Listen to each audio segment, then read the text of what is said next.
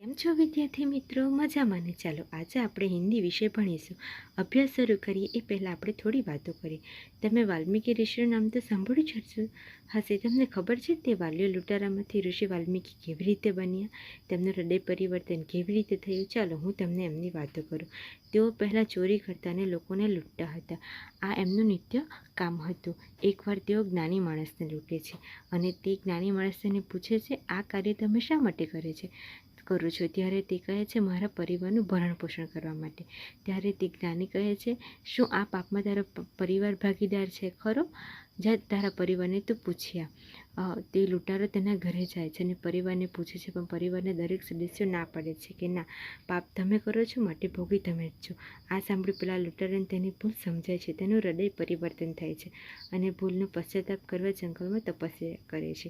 અને પછી વાલ્યો લૂંટારો જ્ઞાની બને અને આપણે તેને ઋષિ વાલ્મીકી તરીકે ઓળખીએ છીએ. આમ કોઈ વ્યક્તિને જન્મથી સારો કે ખરાબ નથી હોતો. તેને સમય, તેના કર્મ, તેના અનુભવો, તેમાંથી મળતો બોધ તેના સાચા ખોટા માર્ગે દોરી જાય છે. અહીં આપણે જોયું કે એક લૂંટારાને સમય રહેતા જ્ઞાની માણસ મળવાથી તેને તેની ભૂલની અનુભૂતિ થાય છે અને ભૂલ સમજાય છે અને તે લૂંટારામાંથી ઋષિ વાલ્મીકી બને છે. તો ચાલો વિદ્યાર્થી મિત્રો, આજે આપણે આવા જ એક વ્યક્તિનો પરિચય મેળવીએ. इकाई 19 महाकवि कालिदास नरपत बारहट हडवेचा। राजस्थानी संस्कृति के शोधकर्ता नरपत बारहट हडवेचा ने MA BEd की उपाधि प्राप्त की है। जय नारायण विश्वविद्यालय जोधपुर से वे संलग्न है।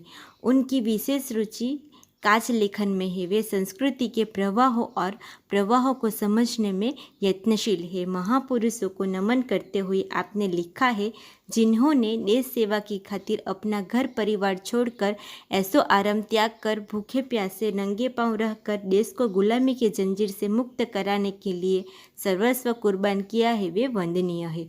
महापुरुषों की जीवनियाँ आपकी प्रसिद्ध कृति है। इस संग्रह में कुल 60 प्रसिद्ध महापुरुष का जीवन चरित्र अंकित है। प्रस्तुत जीवनी महाकवि कालिदास में कालिदास के जन्म और परिचय का एवं उनकी प्रसिद्ध साहित्य रचना का विवरण है। इस कृति से यह संदेश मिलता है कि किसी बच्चे को बुद्धू यानी कि मूर्ख मानना नहीं चाहिए, क्योंकि वह मौका मिलते ही हीरे की तरह चमक सकता है। अब हम गद्य पाठ का वर्णन लिखेंगे। कालिदास को हम मात्र संस्कृत के महाकवि के रूप में जानते हैं। स्वयं महाकवि कालिदास ने अपने विषय में कुछ नहीं लिखा।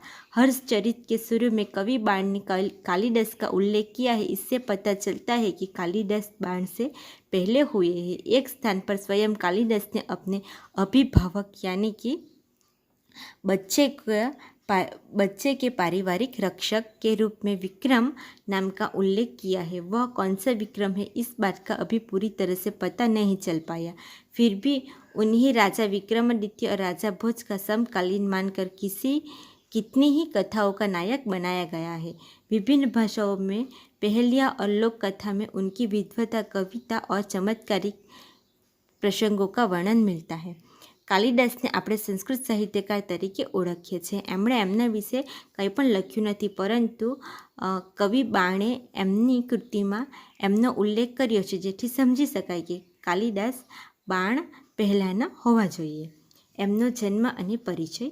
कुछ दिन विद्वानों ने कालिदास का जन्म 365 इकाई तथा निधन 445 इकाई माना है। महाकवि कालिदास के जन्म स्थान के बारे में ठीक पता नहीं चलता। कुछ विद्वानों ने उनका जन्म स्थान उज्जैन, वर्तमान उज्जैन माना है, जो सही लगता है, क्योंकि मेघदूत में स्वयं कवि ने उज्जैन को विशेष दर्शनीय कहा है और लंबा रास्ता पड़ने पर भी उधर से जाने के लिए बादल से अनुरोध किया है। दर्शनीय शब्द का अर्थ होता है देखने लायक और अनुरोध यानी कि आग्रह। उज्जैन में उन दिनों राजा विक्रमादित्य का राज्य था। वहाँ की प्रजा सब प्रकार से सुखी थी। साहित्य और कला की उन्नति चरम सीमा यानी कि ऊंचाई पर पहुँची थी। राजा विक्रमादित्य ने अपने नाम से विक्रम संवत चलाया था। समय समय पर उन्होंने सोने के जो सिक्के चलवाए थे, उससे उनके राज्य काल का ठीक पता चलता है। विक्रमादित्य ने शासन काल में जितना वैभव देश में था, जितनी साहित्य तथा कला की उन्नति हुई, इतनी कभी नहीं हुई। ऐसे एक से बढ़कर एक कवि साहित्यकार और वैज्ञानिक इस युग में उत्पन्न हुए। राजा विक्रमादित्य स्वयं साहित्य और संगीत के अच्छे जानकार थे। संस्कृत भाषा की उन्नति भी इसी काल में अधिक हुई। કેટલાક વિદ્વાનોએ એવું જણાવ્યું છે કે કાલિદાસનો જન્મ 365 ઈસવીસન અને તેમનું મૃત્યુ 445 ઈસવીસનમાં મનાયું છે. એમનો જન્મસ્થળ ઉજ્જૈન માનવામાં આવે છે, જેનું વર્ણન એમણે એમના ગ્રંથ મેઘદૂતમાં પણ કર્યું હતું. ઉજ્જૈનમાં તે દિવસોમાં વિક્રમાદિત્યનું રાજ્ય હતું. એમની પ્રજા બધી રીતે સુખી હતી. એમનો વૈભવ પણ ખૂબ હતો. તેઓ સાહિત્ય અને સંગીતના ખૂબ સારા જાણકાર પણ હતા. એમના સમયમાં સંસ્કૃત ભાષાની ઉન્નતિ પણ થઈ હતી. अपने पूर्व जीवन में बुद्धू माने जाने वाले कालिदास विक्रमादित्य के दरबारी कवियों में सर्वश्रेष्ठ थे. कालिदास के अतिरिक्त 8 और कवि भी दरबार में थे जो नवरत्न कहलाते थे. कालिदास के विषय में कहा जाता है कि वे युवा अवस्था तक निरक्षर यानी कि अनपढ़ थे. जिस डाल पर बैठे थे उसी काटते थे. निरक्षक होने पर भी वह इतने विद्वान और महाकवि किस तरह बन गए, उसकी भी एक बड़ी रोचक कहानी है. रोचक शब्द का अर्थ होता है आकर्षक. વિક્રમાદિત્યના દરબારમાં જે નવરત્ન હતા તેમાં તેમનું સર્વશ્રેષ્ઠ સ્થાન કવિઓમાં મહાકવિ કાલિદાસનું હતું. તેઓ યુવા અવસ્થા સુધી નિરક્ષક હતા. તેઓ આટલા નિરક્ષર હોવા છતાં આટલા વિદ્વાન કેવી રીતે બને તેના પાછળ પણ એક વિચિત્ર અને આકર્ષક कहानी है. उन दिनों शारदानंद नाम के एक राजा थे. उनकी एक गुणवंती और विद्वान पुत्री थी जिसका नाम विद्योत्तमा था. वह बहुत सुंदर और रूपवती थी. उसके रूप, गुण और ज्ञान की प्रशंसा दूर दूर के देशों तक फैली हुई थी. विद्योत्तमा को अपने रूप, गुण और ज्ञान का बड़ा घमंड था. अपने विवाह के संबंध में उसने एक घोषणा कर रखी थी कि जो शास्त्रार्थ में हरा देगा उसी के साथ अपना विवाह करेगी. शास्त्रार्थ शब्द का अर्थ होता है शास्त्र संबंधी अर्थ. એ સમયે શારદાનંદ નામના રાજાનું શાસન હતું. તેમની એક દીકરી હતી જે ખૂબ સુંદર અને રૂપવતી હતી. એના રૂપ, ગુણ અને જ્ઞાનની પ્રશંસા આજુબાજુના દેશોમાં પણ ફેલાઈ હતી. તેને તેના આ રૂપ, ગુણ અને જ્ઞાન પર ખૂબ ઘમંડ પણ હતો. તેણે તેના લગ્ન માટે એવી ઘોષણા કરી હતી કે જે તેને શાસ્ત્રાર્થમાં હરાવશે તેની સાથે એ લગ્ન કરશે. उनकी इस घोषणा की जानकारी जैसे जैसे पास पड़ोस के देशों तक पहुंचती गई, वहाँ वहाँ से विद्वान तथा पंडित विद्योत्तमा से शास्त्रार्थ करने के लिए आने लगी. लेकिन विद्वान या पंडितों को बड़ी ज्ञानी यानी कि दुख की अनुभव हो रहा था और वे उनका बदला लेने का उपाय सोचने लगे. विद्वान और पंडितों ने मिलकर तय किया कि विद्योत्तमा का विवाह किसी मूर्ख से करवा दिया जाए तो उसका घमंड टूट जाएगा और वे अपने अपमान का बदला भी ले सकेंगे. अतः अब से वे ऐसे एक मूर्ख की तलाश में रहने लगे. संयोग से उन्हें एक दिन एक ऐसा ही मूर्ख युवक मिल गया. वह पेड़ की जिस डाली पर बैठा था उसे ही काट रहा था. पंडितों तथा विद्वानों को लगा कि उससे बड़ा मूर्ख और कौन होगा, इसलिए पंडितों ने उसे पेड़ से नीचे उतारा और समझा बुझाकर एक सुंदर राजकुमारी से उसका विवाह करा देने की बात कहकर तथा लालच देकर अपने साथ चलने को राजी किया. पंडितों ने उसे उस मूर्ख युवक को कहा कि यह बात अच्छी तरह समझा दी कि वह वहाँ कुछ नहीं बोलेगा और गूंगा बना रहेगा, नहीं तो उसका विवाह नहीं होगा. वह मूर्ख युवक बड़ा खुश हुआ. उसने पंडितों की बात मान ली और उनके द्वारा दिए गए अच्छे कपड़े पहन लिए. पंडित उसे विद्योत्तमा के पास शास्त्रार्थ के लिए ले गए. લગ્નની વાત આજુબાજુના દેશોમાં ફેલાઈ ગઈ હતી.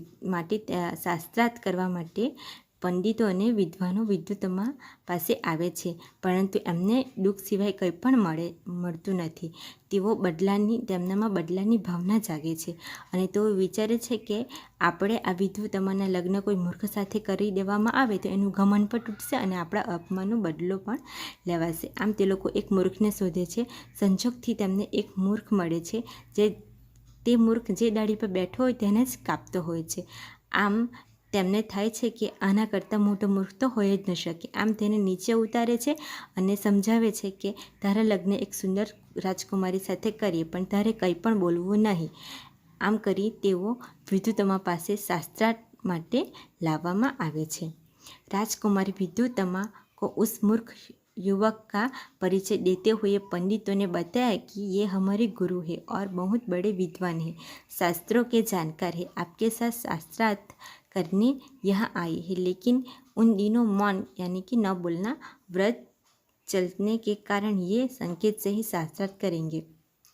આમ પેલા મૂર્ખ યુવકને પેલા પંડિતો વિદ્યુતમા પાસે લાવે છે અને તેનો પરિચય આપતા એવું કહે છે કે આ અમારા ગુરુ છે, તે તમારી સાથે શાસ્ત્રાર્થ કરવા માંગે છે, પરંતુ અત્યારે તેમનું મૌન વ્રત છે, માટે તમારી સાથે તેઓ ફક્ત સંકેતમાં જ વાતો કરશે. विद्युतमा पंडितों की यह छल भरी बातों नहीं समझ सकी और शास्त्रार्थ के लिए तैयार हो गई. उसने युवक को एक उंगली दिखाई जिसका भाव था ईश्वर एक है. उस मूर्ख युवक ने समझा कि यह मेरी एक आँख फोड़ डालना चाहती है. उसने 2 उंगलियां दिखाते हुए अपनी दोनों आँखें फोड़ डालने का संकेत दिया. पंडितों ने इस संकेत का अर्थ विद्युतमा को समझाते हुए कहा कि आपके प्रश्न के उत्तर में हमारे गुरुजी का कहना है ईश्वर और जीव 2 है. इस बार राजकुमारी विद्युतमा ने 5 उंगलियां दिखाकर 5 तत्वों का संकेत यानी कि इशारा किया. उस मूर्ख ने समझा कि वह मेरे मुंह पर तमाचा मारने का संकेत कर रही है. उसने मुट्ठी बांधकर तमाचे का जवाब गुस्से से देने का संकेत किया. पंडितों ने इस बार भी विद्युतमा को इस संकेत का अर्थ बताते हुए कहा, आपने 5 उंगलियां से 5 तत्वों का संकेत किया है, लेकिन हमारे गुरुजी का कहना है कि 5 तत्वों के मिलने से ही सृष्टि का निर्माण होता है, अलग अलग रहने से नहीं. અહીં આપણે જોઈ શકીએ કે શાસ્ત્રાર્થ કરવા માટે પેલો મૂર્ખ વ્યક્તિને લાવવામાં આવે છે અને વિદ્યુતમા તેને પ્રશ્ન પૂછે છે. તે વિદ્યુતમા કંઈ પ્રશ્ન અલગ પૂછે છે, પેલો મૂર્ખ સમજે અલગ છે, તેનો જવાબ એ અલગ આપે છે અને પેલા